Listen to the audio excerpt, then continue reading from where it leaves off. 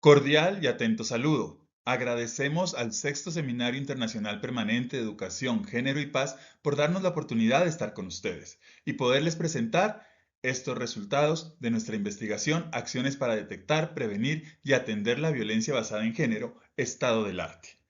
Agradecemos a ustedes por estar con nosotros y por permitirnos este espacio para dirigirnos a ustedes. Este proyecto de investigación, acciones para detectar, prevenir y atender la violencia basada en género, estado del arte, cuenta con los investigadores Zeneida Rocío Ceballos Villada, Olga Lucía González Gustín y quien les habla, Roberto Andrés Jaramillo Concha, quien vuelve a agradecer que ustedes estén con nosotros. Estos investigadores, la profesora Zeneida y quien les habla, pertenece al grupo Psicología, Desarrollo Emocional y Educación, y la profesora Olga Lucía González al grupo Sujeto, Mente y Comunidad. Vemos que un mundo que se ha desarrollado mucho, donde la tecnología de punta ha llevado cambios educativos, sociales, incluso hasta emocionales importantes, encontramos que se presentan todavía aspectos fuertes y problemas sociales graves. Y la desigualdad todavía se presenta en muchos países de Latinoamérica, como lo va a demostrar esta investigación. Pero no solo hablamos de la desigualdad económica, también está la desigualdad social y la desigualdad de género. Una desigualdad que en muchos casos se refleja en la violencia de género. Entonces, hay que entender a qué nos referimos con violencia de género. Es cualquier acto que cause daño físico, psicológico, sexual, económico y patrimonial y que se cometa contra una persona. En la mayoría de casos mujeres, debido a su pertenencia a un género determinado. Hemos encontrado, y adelanto aquí algunos resultados, que los grupos preferidos para causar violencia de género son los grupos femeninos, los grupos de mujeres y también los grupos de personas LGTBIQ+. ¿Sí? Entonces vale la pena también meternos en la definición que nos da la ONU, donde se mira que la violencia de género se refiere a actos dañinos dirigidos contra una persona o un grupo de personas en razón de su género y que tiene su origen en la desigualdad de género, el abuso de poder y la existencia de normas dañinas. Desde este punto de vista vale la pena revisar algunos datos muy importantes. En México encontramos que las investigaciones reportan que el 71% de las estudiantes universitarias ha tenido o ha vivido al menos un episodio de violencia. ¿Sí? Una situación bastante preocupante y vamos a ver que México es uno de los países donde más violencia de género se está reportando y donde todavía se mantienen unos ideales machistas muy fuertes. En Colombia, por su parte, se reportan en el 2023 8.719 casos de violencia de género y de violación de los derechos de la mujer.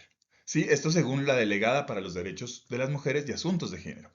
Y en el año 2022, 4.530 casos de violencia de género, demostrando que en Colombia esta problemática está presente y que en toda Latinoamérica se encuentra en el diario vivir de las mujeres universitarias.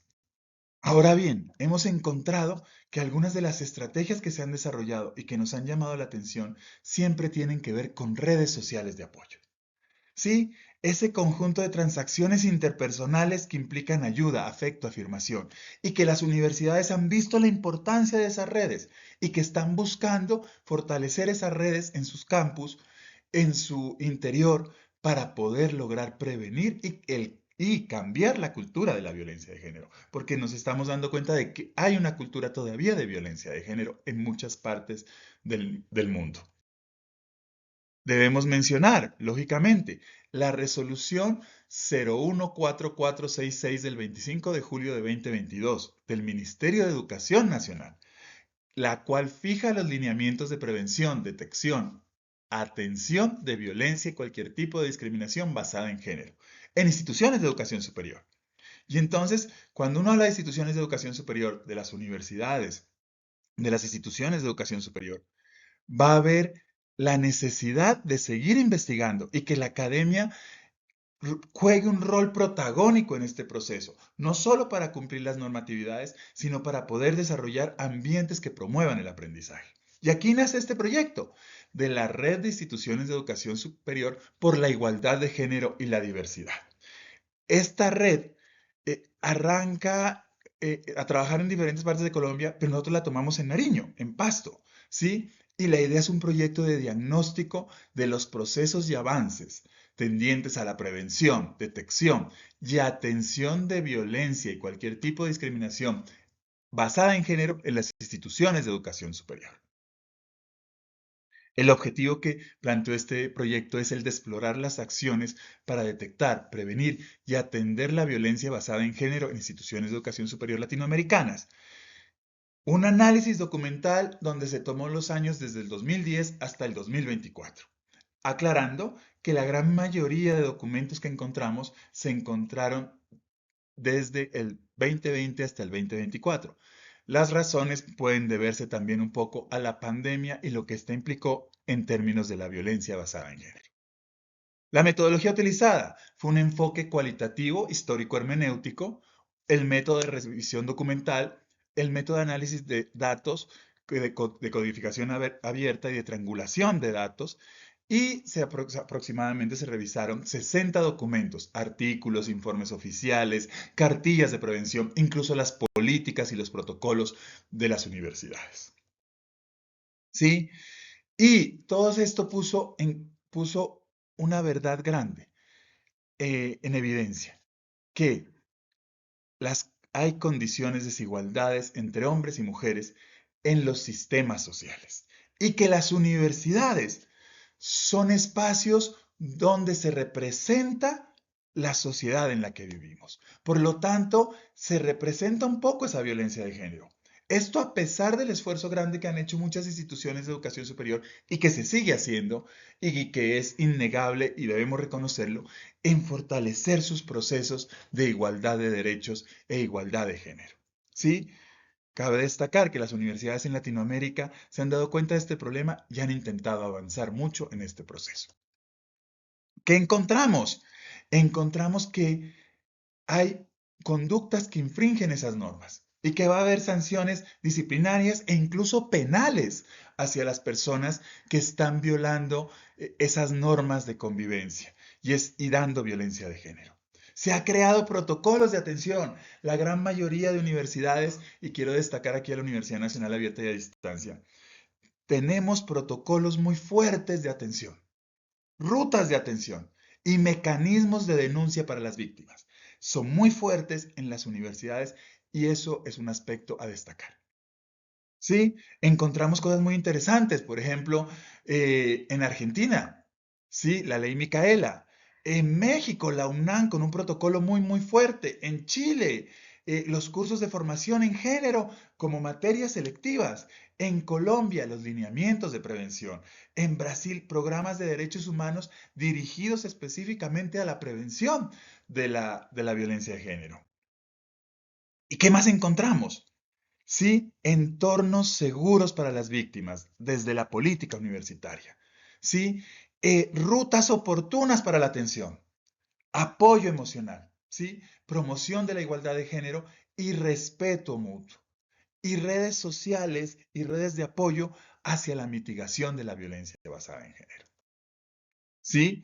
El impacto social que se está dando es grande. Se está creando comunidades, sensibilizando y educando y cambiando normas sociales, porque las personas víctimas se han empezado a unir y a trabajar en ello.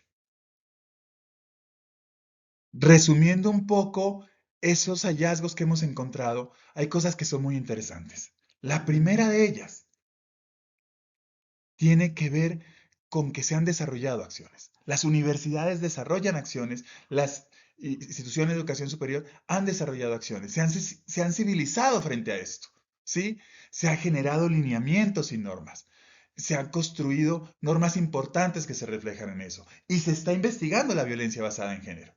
Sin embargo, ¿qué hemos encontrado? Gracias a Dios no tanto en Colombia, pero en otros países de Latinoamérica sí, que sus normas o las normas que han desarrollado las universidades todavía no gozan de la credibilidad necesaria, que se perciben algunas acciones como insuficientes y que se percibe que debemos seguir trabajando en el apoyo social. De esto han nacido tres conclusiones que queremos destacar. La primera de ellas, Las redes de apoyo están funcionando muy bien, están logrando ese apoyo emocional, jurídico, social que las personas víctimas necesitan. Un segundo aspecto, todavía hay desconocimiento de la norma y necesitamos socializar esas normas al interior de las instituciones de educación superior. Y por supuesto, todavía hay falta de credibilidad en las normas. Todavía se sienten que no abarcan la totalidad de la problemática. Y ese es un problema que debemos seguir revisando. Agradeciendo el tiempo que nos han dedicado, dejamos algunas imágenes de nuestras referencias porque consideramos importante para el estudio y para los futuros estudios y para las personas interesadas en el tema. Muchísimas gracias.